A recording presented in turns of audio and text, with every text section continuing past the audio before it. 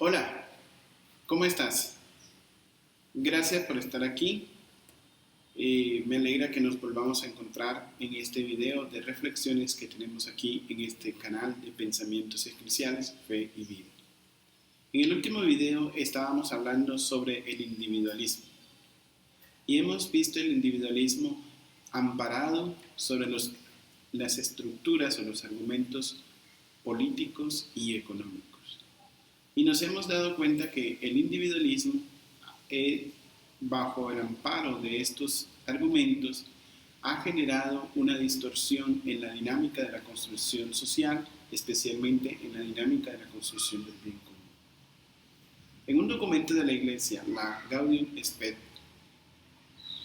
en los comienzos del Vaticano II, ya se hablaba ciertamente de la necesidad de superar este individualismo.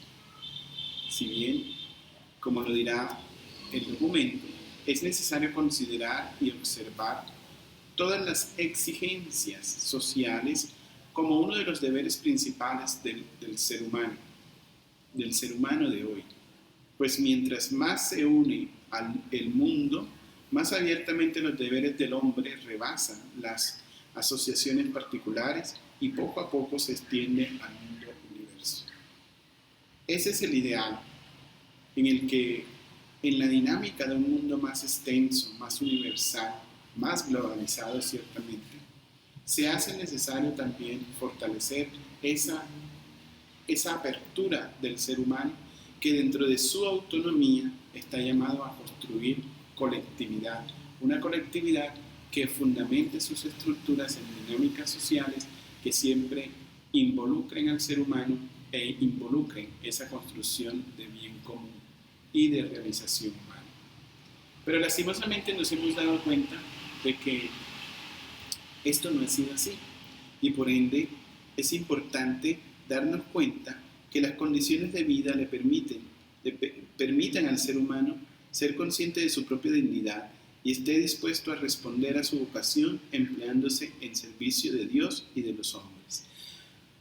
Así lo dice la Gaudium et Spes. Como también dice de que la libertad humana generalmente se debilita y casi se extingue cuando los hombres caen en la extensa pobreza, del mismo modo que se evidencia cuando, dejándose llevar por una vida excesivamente cómoda, se encierran en una especie de jaula dorada. Es decir, cuando el hombre pierde su sentido de vida frente a su valor de lo que es como persona, pero a la vez cuando este sentido se pierde, ya sea por la realidad de su marginalidad o de la pobreza en la cual ha caído, o inclusive en el otro extremo, frente a esa realidad de bienestar personal, ciertamente el hombre responde a las dinámicas de un individualismo que está cimentada sobre las realidades de la lógica económica.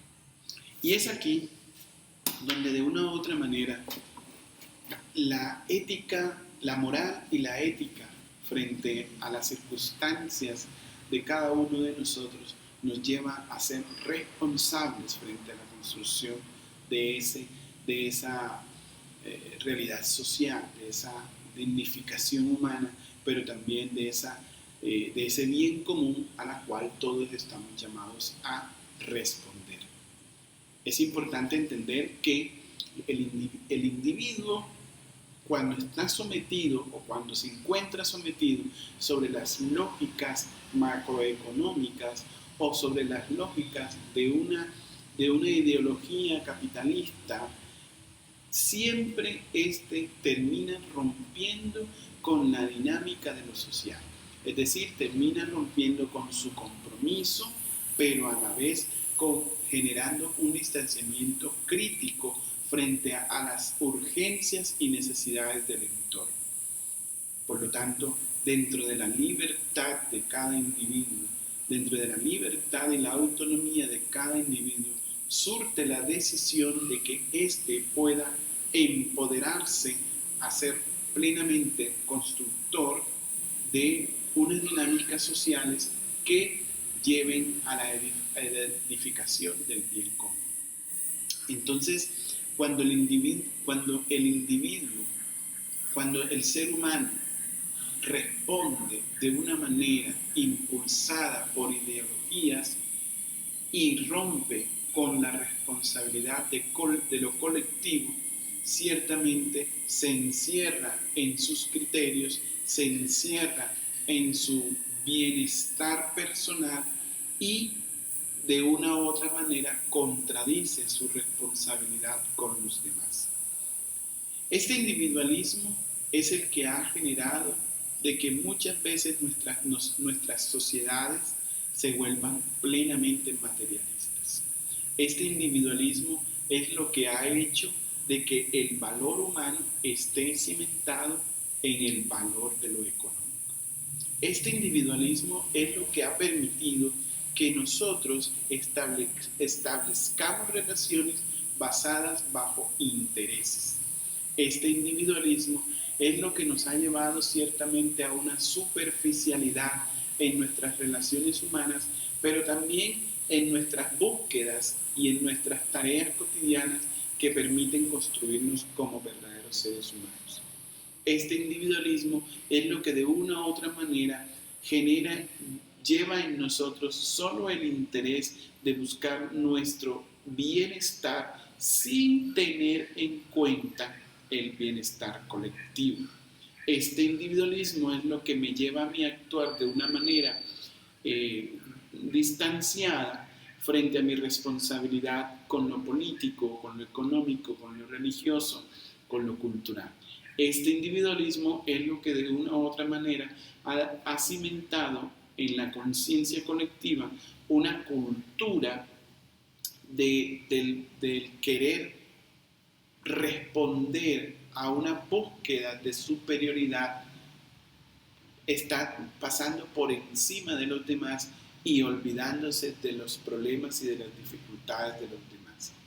Por lo tanto, volvemos desde ese individualismo pensante y actuante, fundamentado y amparado políticamente y económicamente y fortalecido bajo unos criterios que desde la libertad humana asumimos, ciertamente ha llevado a que la sociedad, entre más cercana debería estar, es una sociedad que más lejana se ha distanciado, se ha presentado.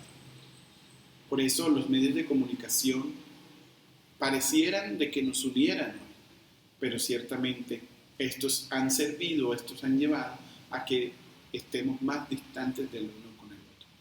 Entonces vemos aquí cómo éticamente y moralmente, dentro de la individualidad, dentro de la autonomía, hay unos criterios contradictorios a la construcción de los intereses comunes.